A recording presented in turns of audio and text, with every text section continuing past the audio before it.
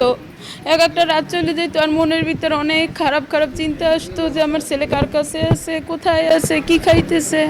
অনেক খারাপ দিন গেছে, আমার অনেক খারাপ দিন গেছে। একসময় আশা হারাইছি, এটা ঠিক, কিন্তু সবাই ভরসা দিছে। ও এখানের ওসি স্যার অনেক ভালো, সে ভরসা দিছে, র্যাব, আপনারা সবাই আমাকে ভরসা দিছেন। আপনাদের সবার দোয়ায় আমার ছেলে ফিরে আসছে, সবার দোয়ায় আমার ছেলে ফিরে আসছে। ওর জন্য দেশবাসী দোয়া করছে, সারা দেশ, দেশের বাহির থেকেও ফোন দিছে আমাদের, ও ফিরে আসছে কি না সেটা জানার জন্য।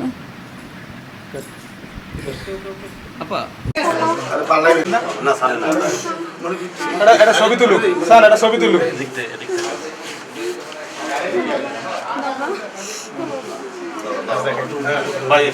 ওদিকে ফিরে দাঁড়াও, ওদিকে ফিরে দাঁড়াও।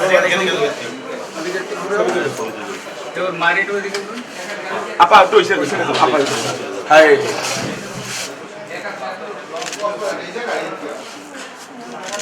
যে ও যখন ইয়ে করে মানে ওই খিচুড়ি অর্ডার করে ঘুরতেছিল, ওর ভাষ্য মতো যে যখন ঠিকানা পড়ে তারপর থেকে সে অজ্ঞান হয়ে যায়। সো যখন ফোনটা ওর মা ফোন দেয় যে কোথায় আসতেছে না, তখন একটা অপরিচিত লোক ফোনটা রিসিভ করে, তার সূত্র ধরেই ফোনটা কিন্তু ওখান থেকে নেওয়া হয় আর কি। মানে ফোনের বিষয়টা নিয়ে আমরা এটা আসলে মানে ওইটার সাথে মিলাই যেটা ওইটার সম্ভব হচ্ছে না, কারণ ফোনটা একজন যে লোক পেয়েছে এই ঘটনার সাথে তার কোনো সংশ্লিষ্টতা নাই আর কি। আপনারা প্রয়োজন মতো 2 দিন পর 3 দিন পর কনফারেন্স করেন, যেটা বলেন সেটা করি না। ঠিক আছে, তবে ওদেরকে একটু ভাই আমরা আমাদের প্রয়োজন শেষ না সেটা বলি না। সেটা ছিল আমি সরি কক্সবাজারের ওই এলাকাটার নাম কি জানি, রামু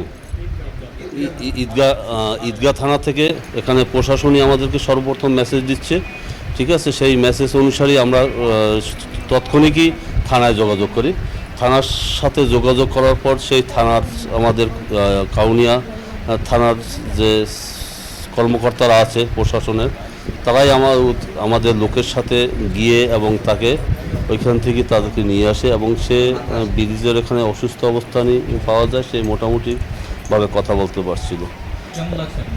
এখন আমরা খুব করেছি, আমরা আপনাদের সহযোগিতা, প্রশাসনের সহযোগিতা, সবার সহযোগিতা পেয়ে কিন্তু এটা উদ্ধার হয়েছে। আর আমাদের কাছে তো এখন তো আমাদের সন্তান আমাদের কাছে আসছে, এজন্য আমরা খুব আনন্দিত। হ্যাঁ, কারণ যেখানে 4টা দিন অতিবাহিত হয়ে যায়, তখন কার কোনো গার্ডিয়ানের কি সেটা করা যায় যে আজকে কি এটা পাওয়া যাবে কি না।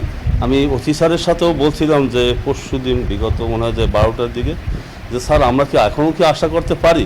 তখন সে আমাদের আশ্বাস দিয়েছে যে আমরা এখনও আশাবাদী যে আমরা উদ্ধার করতে পারবো যেভাবেই হোক। সেই অফিসার আমাদেরকে যথেষ্ট সহযোগিতা করেছে এবং কি শুধু অফিসারই নয়, এখানে আমাদের এই থানার যে যারাই কর্মরত আছে সবাই আমাকে হেল্প করেছে এবং মিডিয়াও আমাদেরকে হেল্প করেছে এবং তাদের আশায় আজকে তাদের সাহায্য সহযোগিতায় আজকে আমাদের এই বাচ্চা উদ্ধার করতে পেরেছি। হ্যাঁ, আমার নাম অসীম দাস, আমি ওই ছানের দাদু হই।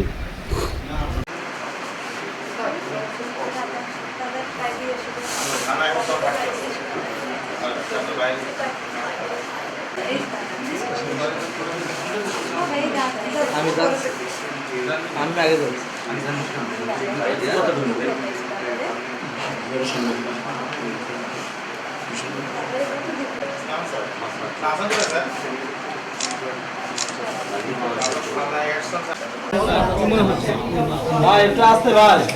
ভাই আমার নাতি পেয়েছি, আমি এখন খুব আনন্দিত।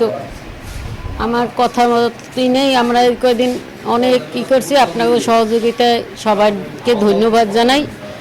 আমি নাতি পেয়েই আমি আনন্দিত।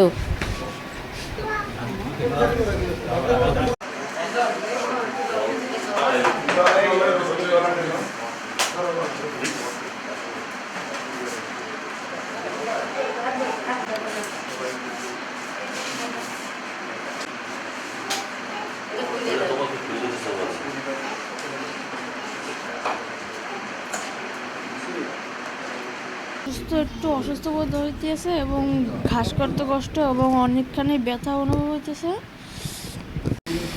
আমি বাসা থেকে বেরোনোর পর তো আমার মার মোবাইল থেকেই আমি বিকাশ থেকেই টাকা উঠাই। প্রায় এক সময় আমি বিকাশের দোকানে গেছিলাম, তো আমি 8,500 টাকা উঠিয়ে আমি ওইখান থেকে খিচুড়ি অর্ডার করে এখন সামনেই খিচুড়ি অর্ডার করে বের হয়ে আমি সামনে হাঁটাহাঁটি করতেছিলাম, কারণ একটু সামনে অনেক সামনে গেছিলাম।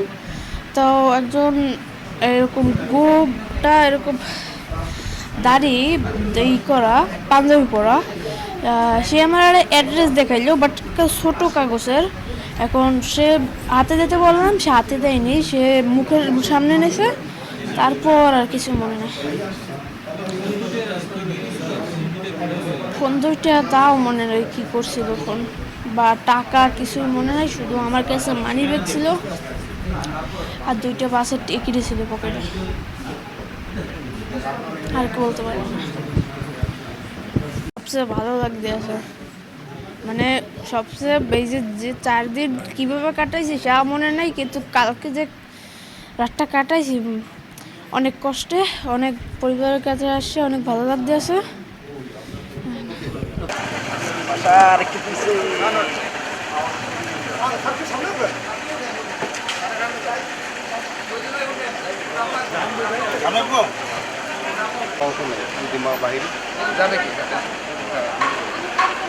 সজল ভাই আপনি জানতেন ডিসি নর্থ অফিসে নতুন লোক ডিসি নর্থ অফিসে যাবেন,